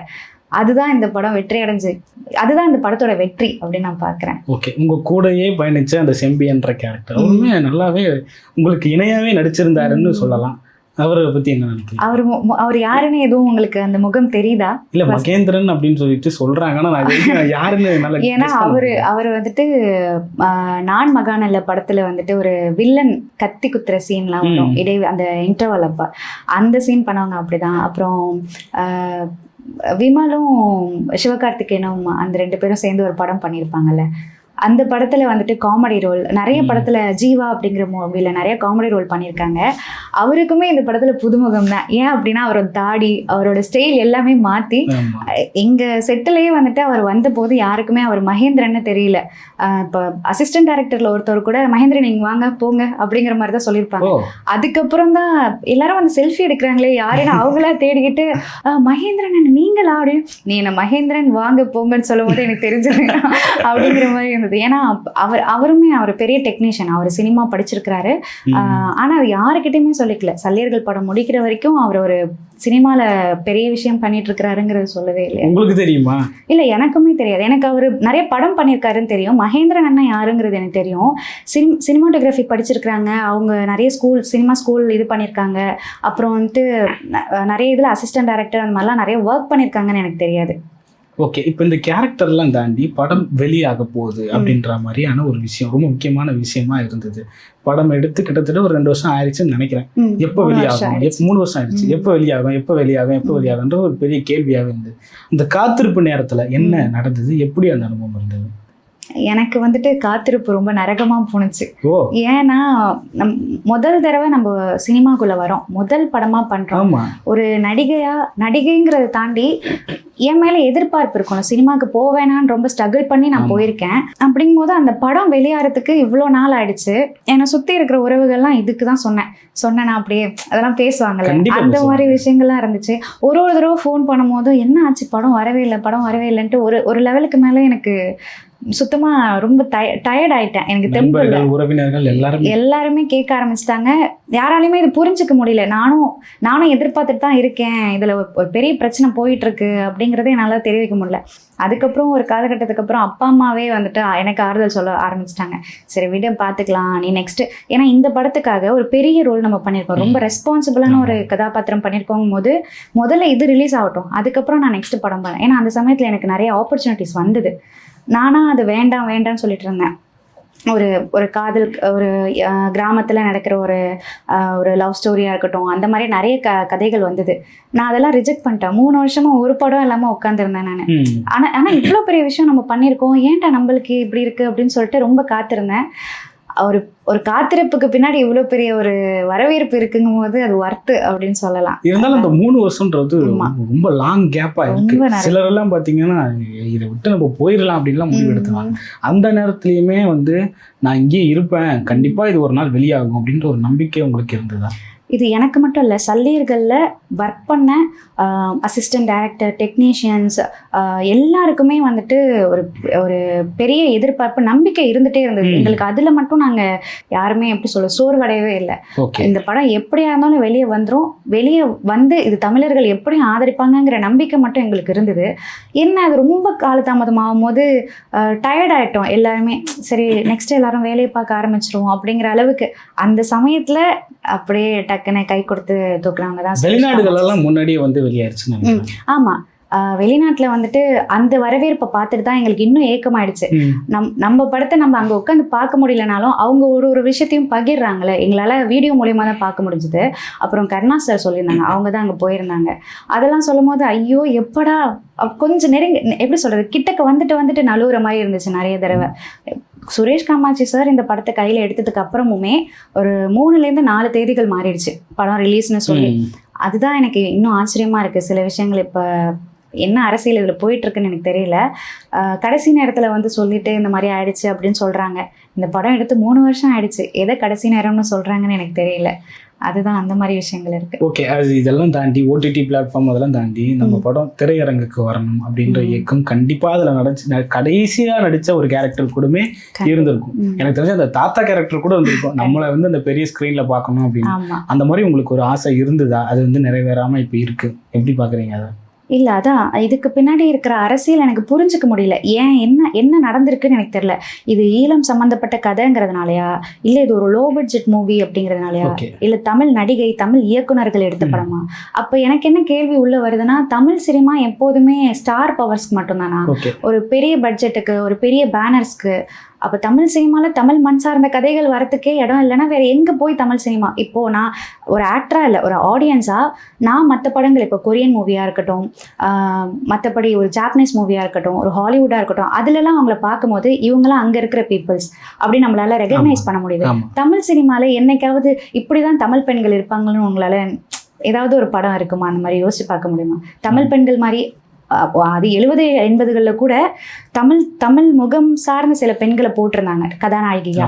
எனக்கு இப்போ யோசிச்சு பார்த்தாலும் மனோரமாவை தவிர தமிழ் நடிகை யாருன்னு எனக்கு தெரியல. தமிழ் படத்துல நடிச்ச நடிகைகள் இருக்காங்க, தமிழ் நடிகைகள் யாருன்னு எனக்கு இதுல ஒரு சுத்தமா பெரிய பாலிடிக்ஸ் இருக்கு. ஆமா, தமிழ் பெண்களுக்கு வாய்ப்பு கிடைக்கிறது இல்ல, மறுக்கப்படுது. வாய்ப்பு கிடைக்கிறது இல்லையா என்ன, அதுதான் எனக்கு கேள்வியாவே இருக்கு. இந்த படம் திரையரங்குக்கு வரதுல என்ன பிரச்சனை, அது அவங்க தான் சொல்லணும். என்ன பிரச்சனை உங்களுக்கு அப்படிங்கிறத அவங்க தான் சொல்லணும். ஏன்னா இதில் வந்துட்டு எல்லாருக்குமே ஃபஸ்ட்டு படம் இது. சினிமாட்டோகிராஃபருக்காக இருக்கட்டும், இயக்குனர் அவருக்குமே திரையரங்குல வரணுங்கிறது, அவரோட ஃபஸ்ட்டு படத்துலேயே அவர் பெரிய ஒரு ஸ்ட்ரகிள் ஃபேஸ் பண்ணி திரையரங்குக்கு வரதுக்கு ஏகப்பட்ட போராட்டம் பண்ணி இப்போ இந்த படம் ரிலீஸ் ஆகுது அப்படின்னு தெரிஞ்சதுக்கப்புறம் ஒரு ஆக்டராக எனக்கு இதில் ஒர்க் பண்ண எல்லா டெக்னீஷியன்ஸ்க்கும், இதில் நீங்கள் பார்த்தீங்கனாலே தெரியும் ஏகப்பட்ட யங்ஸ்டர்ஸ் தான் இதில் நடிச்சிருப்பாங்க. அவங்க எல்லாருமே இதை அவங்க படமாக எடுத்து நடிச்சிருக்காங்க, ஷேர் பண்ணுறாங்க, இதில் நான் நடிச்சிருக்கேன்னு போஸ்ட் போடுறாங்க.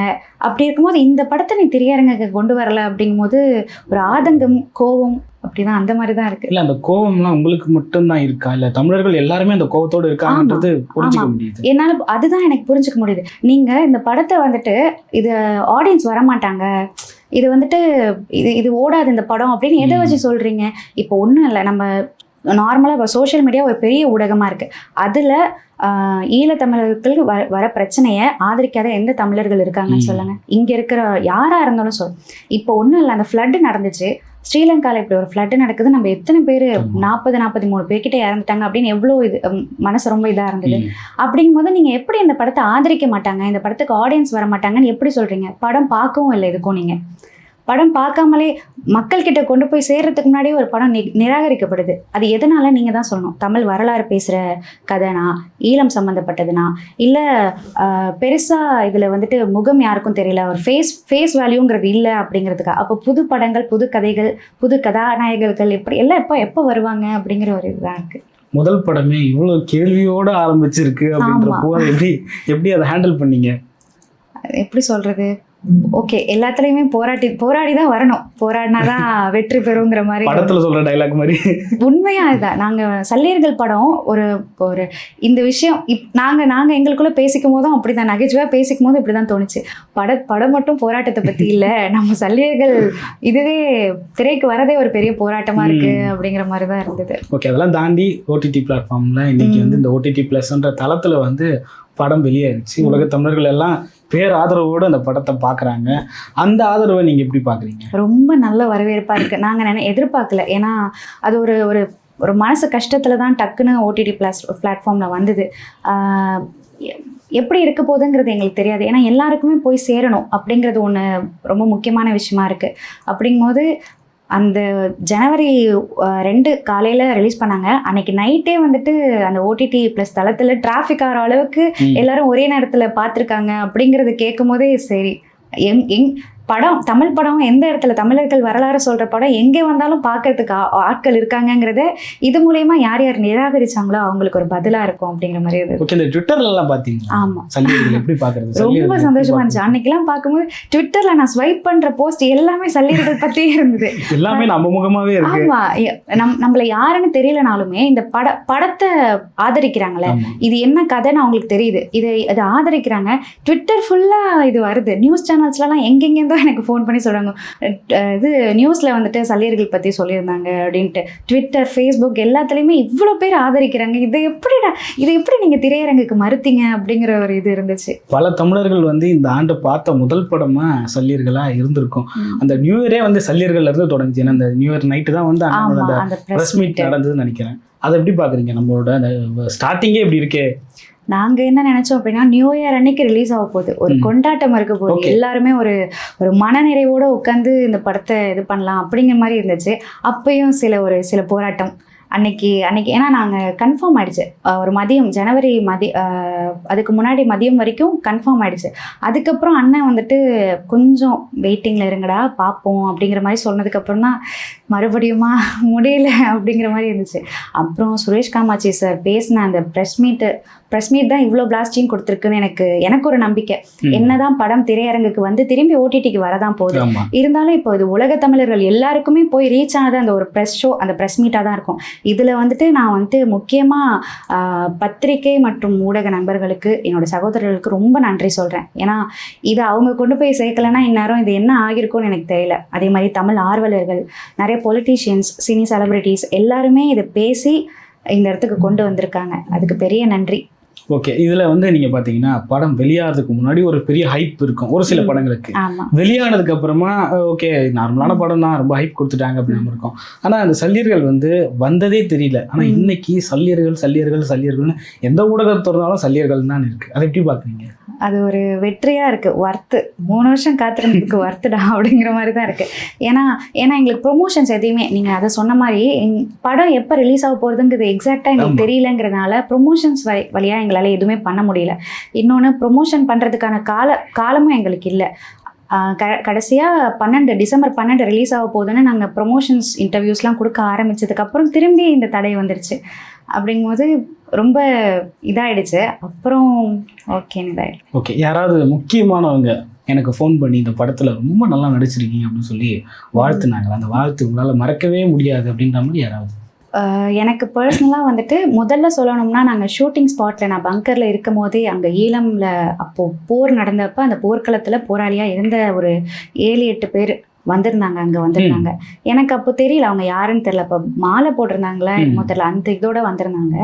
வந்துட்டு என்னை பார்த்துட்டே இருந்தாங்க. தூரமாக கிட்டோன்ட்டு நின்று பேசிகிட்டு இருந்தாங்க, என்னை பார்த்துட்டு இருந்தாங்க. நான் வந்துட்டு நெக்ஸ்ட்டு ப்ரிப்பேர் ஆகிறதுக்காக ரொம்ப இயல்பாக சில விஷயத்தை அப்படி சொல்லி பார்க்குறது அந்த மாதிரிலாம் பண்ணிட்டு இருந்தேன். அவங்க இப்படியே பார்த்துட்டு இருந்தாங்க. அப்புறம் தான் அண்ணன் வந்துட்டு இங்கே வா அப்படின்னு சொல்லிட்டு அவங்கள்ட்ட இன்ட்ரோ கொடுக்கும்போது தான் தெரிஞ்சிச்சு, நாங்கள் எங்கள் சகோதரியை பார்க்குற மாதிரி இருக்கு எங்களுக்கு அப்படி இப்படின்னு. அவங்க என்ன ரிலேட் பண்ணிக்க முடியல. அவங்க வந்துட்டு என்ன ஒரு ஏன்னா அவங்க அங்கே இருந்திருக்காங்க. இந்த மாதிரி சில விஷயங்கள் எனக்கு ஒரு பெரிய அவார்டு மாதிரி இருக்குது. அதையும் தாண்டி நம்ம ஈழத்தமிழர்கள் எங்கெங்கேயோ இருக்காங்க. அவங்க எல்லாருமே எனக்கு வந்துட்டு ஆன்லைன் மூலியமாக ஒரு சிறிய செய்தியாக இருக்கட்டும், அந்த மாதிரி நிறைய போஸ்ட் போடுறாங்க. அந்த மாதிரி விஷயத்தில் அன்னைக்கு நேற்று காலையில் கூட ஒரு பெரிய மெசேஜ், இவ்வளோ பெரிய மெசேஜ் அனுப்பிச்சிருந்தாங்க ஒருத்தவங்க. எங்களோட விஷயத்த நீங்கள் எடுத்து பேசுகிறதுக்கு உங்களுக்கு பெரிய தைரியம் வேணும். அதை நீங்கள் எடுத்து பண்ணதுக்கு முதல் நன்றி. நான் எங்கள் அண்ணன்மார்களை இறந்துருக்கேன், எங்கள் அக்காமார்களை இழந்திருக்கேன். இதில் எங்கள் அத்தை ஒருத்தவங்க இது அந்த மாதிரி சொல்லிட்டு ஒரு பெரிய செய்தி அமைச்சிருந்தாங்க. அந்த மாதிரி இருக்கும்போது நம்ம திரையரங்குக்கு மட்டும் இல்லாமல் சமூகத்துக்கு ஒரு விஷயம் சொல்லியிருக்கோம். ஏன்னா நம்ம வரலாறு நிறைய இடத்துல மறைக்கப்பட்டிருக்கு. இந்த மாதிரி விஷயங்களை கொண்டு போய் சேர்க்கும் போது இவங்கெல்லாம் இப்படி சப்போர்ட் பண்ணுறாங்களோ, ஒரு ஆக்டராக இல்லை, எனக்கு அவங்க வீட்டு பொண்ணாவே என்னை பார்க்கும்போது இதை விட வேற என்ன வேணும் அப்படிங்கிற மாதிரி இருந்துச்சு. அப்புறம் இப்போ நீங்கள் வந்துட்டு ஒரு அண்ணன் அவங்க வந்து பேசினாங்க, உங்கள் மூலயமா ஒரு அண்ணன் பேசினாங்க அங்கே ஃபாரின்லேருந்து. அவங்க பேசினது எனக்கு ரொம்ப சந்தோஷமாக இருந்தது. ஏன்னா இவங்கெல்லாம் என்னை மோட்டிவேட் பண்ணும்போது தான் இந்த மாதிரி கதைகளை இன்னும் தேர்ந்தெடுக்கிறதுக்கான தைரியம் எனக்கு வரும். அந்த மாதிரி இருந்தது.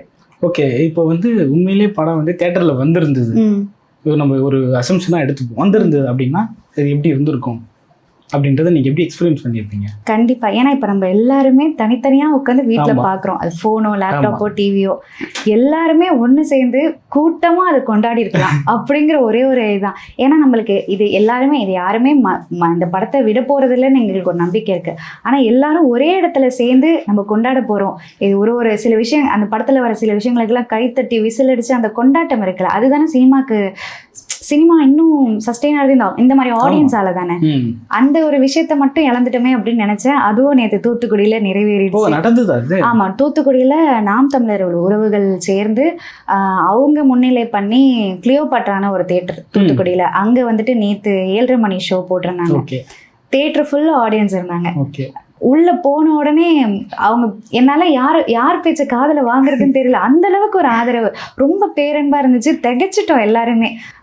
உங்களை நாங்க எப்படி விட்டுருவோம் வாங்க அப்படின்னு சொல்லிட்டு அவங்க மூலியமா இதுல வந்துட்டு யாரும் காசு போட்டு காசு வந்தாலே ஒழுங்கா நம்ம இது பண்ண மாட்டோம். அவங்களா இன்வெஸ்ட் பண்ணி அவங்களா ஒரு திரையரங்கு இது பண்ணி இன்னும் போயிட்டு இருக்கு. முந்தா நேத்து ஈவினிங்ல இருந்து ஷோ நார்மலா ரிலீஸ் ஆக ஆரம்பிச்சிருச்சாங்க. நல்லா இருக்கு, சந்தோஷமா இருக்கு. இப்போதான் ஒரு மன நிறைவா இருக்கு. நீங்க நாம் தமிழர்னு சொன்னதுனால சொல்றேன், சீமான் அவர்கள் வந்து அந்த சல்லியர்கள் ஆடியோ லான்ச்சா ஏதோ ஒரு நிகழ்வு நடக்கிறப்போ உங்களை பத்தி ஒரு வார்த்தை சொல்லியிருந்தாங்க. அந்த பொண்ணு வந்து அந்த கேரக்டராகவே வாழ்ந்திருக்கு அப்படின்னு சொல்லியிருந்தாரு. அதை எப்படி பாக்குறீங்க? உண்மையிலேயே அது நடந்திருந்தது. நாங்கள் அப்படி சொல்கிறப்போ அண்ணன் ஏதோ வந்து மேடைக்காக சொல்கிறாரு போல அப்படின்ற மாதிரி புரிஞ்சுக்கிட்டோம். ஆனால் அந்த படம் பார்த்ததுக்கப்புறமா உண்மையிலேயே அப்படி தான் இருந்தது. அதை எப்படி பார்க்குறீங்க? சீமானனை வந்துட்டு இந்த படத்தை ஒரு 3-4 தடவை பார்த்துருப்பாங்க. ஏன்னா அதுக்கப்புறம் தான் எனக்கு என்ன பெரிய வருத்தம் அப்படின்னா, சீமானனை இன்னும் பார்க்கறதுக்கான எனக்கு அந்த சான்ஸ் மிஸ் ஆகிக்கிட்டே இருக்கு. ஏன்னா முதல்ல படம் பார்க்கும் போது என்னை கூப்பிட்டாங்க அவங்களோட சேர்ந்து பார்க்கறதுக்கு, அப்பயும் மிஸ் ஆகிடுச்சு. நான் அப்போ வந்துட்டு கோழிப்பண்ணை செல்லதுரை படத்தில் ஒர்க் பண்ணிட்டு இருந்தேன். அங்கேருந்து என்னால் வர முடியல, ஏன்னா கடைசி கட்ட கிளைமேக்ஸ் அந்த மாதிரி போயிட்டு இருந்தது. அப்புறம் அண்ணன் ஒரு ஃபங்க்ஷன் வச்சாங்க இந்த சல்லியர்களுக்காக, அப்பயும் என்னால் வர முடியல.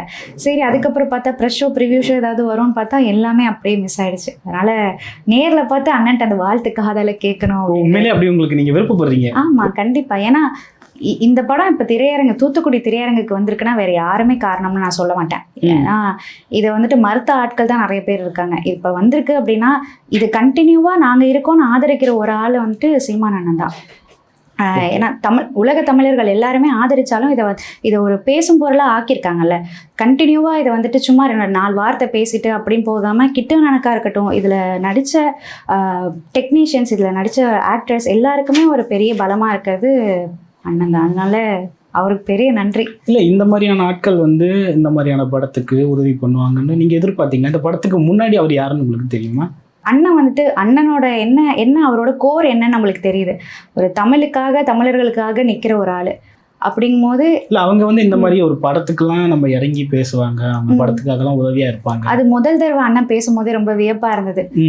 இவ்வளோ பெரிய சப்போர்ட் இருக்கு, அப்புறம் என்ன அப்படிங்கிற மாதிரி எனக்கு ஒரு நம்பிக்கை இருந்தது. ஏன்னா கிட்டு அண்ணனை தெரியும், கிட்டு அண்ணனும் சீமான் அண்ணனும் நெருக்கம்னு எனக்கு தெரிஞ்சது.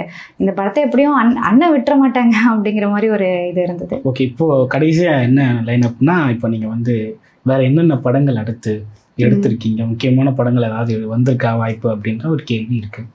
இந்த படம் வந்துட்டு கோழிப்பண்ணை செல்லதுரை 3 வருஷம் ஆயிடுச்சு. இந்த இதில் கடைசி கட்டத்தில் தான் வந்துட்டு போன வருஷம் கோழிப்பண்ணை செல்லதுரைன்னு டைரக்டர் சீனு ராமசாமி சார் வந்துட்டு ஏற்கனவே அந்த படத்தில் ஒரு அண்ணன் தங்கச்சி கொண்ட கதை அது. அதில் தங்கச்சியாக ரோல் பண்ணியிருக்கேன். அதுக்குமே எனக்கு ஒரு பெரிய வரவேற்பு இருந்தது. அதுக்கு வந்துட்டு ஜப்பான் ஃபிலிம் ஃபெஸ்டிவலில், அப்புறம் வந்துட்டு ஓக்லாண்ட் ஃபிலிம் ஃபெஸ்டிவலில் பெஸ்ட் ஆக்ட்ரஸ் அவார்டு வந்திருக்கு எனக்கு. அப்புறம் வந்துட்டு இன்னும் நிறைய கதைகள், முக்கியமான நம்ம சில டைரக்டர்ஸ் படத்துலலாம் நடிச்சிட மாட்டோமா, ஒரு ரோல் வந்துட மாட்டோமா அப்படின்ட்டு இருக்கோம்ல, அந்த மாதிரி நிறைய ஜோக்கர் படம் இயக்குனர் வெற்றிமாறன் சார், அப்புறம் வந்துட்டு நிறைய மெஹந்தி சர்க்கஸ் டைரக்டர், இந்த மாதிரி முக்கியமான கதை எடுக்கிற ஆட்கள் எல்லாருமே அப்ரோச் பண்ணிட்டு இருக்காங்க. வெயிட் பண்ணுறேன். வெற்றிமாறன் கூட அப்ரோச் பண்ணியிருக்காரு. ஆமாம், வெற்றிமாறன் தான். அவர் எனக்கு அதுதான் பெரிய ஓகே, நம்மள்ட்ட ஸ்டஃப் இருக்குன்னு அவங்களுக்கு தெரியுது. அதுவே போதுமே. நம்ம ஆடியன்ஸ் கிட்ட எவ்வளோக்கு ரீச் ஆகிறோம் நம்மளுக்கு தெரியல. சினிமாவில் முக்கியமான ஆட்கள் கிட்ட நம்ம முகம் போய் செய்கிறதில்ல. நான் அவர் ஒரு சின்ன ஆடிஷன் மாதிரி பண்ணியிருந்தார், ஒரு தடவை மீட் பண்ணுற மாதிரி இருந்துச்சு. அப்போ வந்துட்டு ஏதாவது புதுசாக ஆக்ட் பண்ணி காட்டுங்கிற மாதிரி வெற்றிமாறன் சார் சொல்லியிருந்தாங்க. அப்போ வந்துட்டு நான் அந்த சமயத்தில் எனக்கு பெருசாக ஆடிஷன் எப்படி இருக்கும்னு தெரியாது, என்ன நம்ம ப்ரிப்பேர் பண்ணிட்டு போகணும்னு எனக்கு தெரியாது. அதனால இந்த சார்பட்டா மூவியில் அந்த லென்த்தியாக அவங்க ஒரு பேசியிருப்பாங்க, துஷாரா வந்துட்டு என்னடா வர போற பாக்ஸிங் பண்ற அந்த மாதிரி அந்த டைலாக் வந்துட்டு நான் அப்படியே பண்ணி காமிச்சிருந்தேன். அது பார்த்துட்டு இதெல்லாம் நான் எப்பயும் ரீல்ஸ்ல பார்த்துட்டேன், புதுசா பண்ணிக்கிட்டேன் அப்படின்னு. பரவாயில்ல, இவங்க நம்ம ரீல்ஸ்லாம் பார்க்குறாங்களே, இவங்கெல்லாம் பார்ப்பாங்களான்னு நம்மளுக்கு டவுட் இருக்குல்ல, இவங்களாம் பார்க்குறது பெரிய விஷயம்.